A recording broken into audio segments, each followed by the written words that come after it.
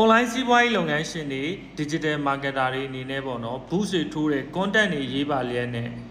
ဘာကြောင့်ရောင်းအားမတက်သေးတာလဲဆိုတဲ့အချက်လေး၃ချက်ကိုဒီဗီဒီယိုလေးထဲမှာမျှဝေသွားမှာဖြစ်ပါတယ်ဒီအချက်၃ချက်ကတော့လူတွေဝယ်ယူစေဖို့ပေါ့နော်မိမိရဲ့ကြော်ညာတွေမှာထည့်သွင်းရမယ့်အရေးကြီးတဲ့အချက်လေး၃ချက်ဖြစ်ပါတယ်လူအများစုဟာကြော်ညာတွေမြင်ပေမဲ့ပေါ့နော်သူတို့ပတ်စံကုန်မှာကြောက်လို့ပတ်စံတွေတိတ်မထုတ်ချင်ကြအောင်ဒါကြောင့်သူတို့ပတ်စံတွေထုတ်ချင်လာအောင်ဒီအချက်လေးတွေထည့်သွင်းဖို့လိုတယ်အဓိကကတော့သူတို့ကြုံနေရတဲ့အခက်အခဲပြဿနာတွေစိုးရိမ်ပူပန်စိတ်တွေကနေကျွန်တော်တို့ product service တွေတုံးပြီးတော့ဖြည့်ရှင်းနိုင်မဲ့အကြောင်းတွေထည့်သွင်းပေးဖို့လိုတယ်နောက်တစ်ခုကတော့သူတို့ဖြစ်ချင်နေတဲ့လိုအပ်ချက်တွေလိုအင်ဆန္ဒတွေပြည့်ဝဖို့ကျွန်တော်တို့ product service သုံးရင်ရနိုင်ကြောင်းတွေကိုတတိယခြားထည့်သွင်းရှင်းပြဖို့လိုတယ်နံပါတ်2ကတော့ဘာကြောင့်ကိုယ့်ရဲ့ business မှာသူတို့ဝယ်တင်တာလဲပေါ့နော်အပေါ်မှာပြောခဲ့တယ်လို့ငွေသုံးဖို့တော့မှန်ပြီးဘာကြောင့်ငါတို့သူတို့ရှီကဝယ်ရမှာလဲလို့သူတို့စဉ်းစားတယ်ဒီအတွက်၃ချက်လိုပါတယ်နော်နံပါတ်1ကတော့နံပါတ်1ကတော့အခြားဘာမှမရနိုင်အောင်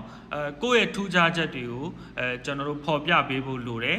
ဥပမာအနေနဲ့ကျွန်တော်တို့ရဲ့သင်တန်းကိုနမူနာလေးပေးရရင်ပေါ့နော်ကျွန်တော်တို့သင်တန်းနဲ့တခြားသင်တန်းတွေနဲ့ဘာကွာလဲပေါ့နော်ဒါမျိုးလေးတွေကျွန်တော်ထည့်သွင်းပေးတယ်ကျွန်တော်တို့သင်တန်းကဒီ digital marketing ခလုံးနှိပ်တက်ရုံမဟုတ်ဘူးပေါ့နော်ဒီ strategy တွေကိုလက်တွေ့အကောင့်တွေဖော်ဖို့ပြီးဘဝနေနည်းတွေအတွေးခေါ်ကောင်းတွေပါရရှိအောင်ကျွန်တော်တို့အခြေခံအနေအစစ်မြစ်ထိသင်ပေးတယ်နော်အမှတ်2အချက်ကတော့ကိုယ့်ရဲ့ပေါ့နော်စားသုံးသူတွေရဲ့ testimonial တွေ review တွေကိုကျွန်တော်တို့ကြော်ညာတွေထဲမှာပုံတွေစာတွေနဲ့ထည့်သွင်းပေးဖို့လိုတယ်ပေါ့နော်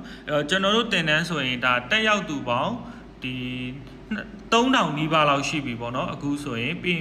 review ပေါင်းများစွာလဲကျွန်တော်ရရှိထားတယ်ဒီလိုအချက်တွေကိုထည့်သွင်းပေးဖို့လိုတယ်ပေါ့နော်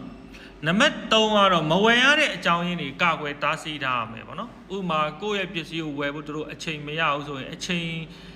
နည်းနည်းနဲ့ကိုယ့်ပစ္စည်းကိုဝယ်လို့ရအောင်ဘယ်လိုဝယ်ရမလဲပြီးတော့ဈေးကြီးနေတဲ့ထင်တဲ့သူတွေကို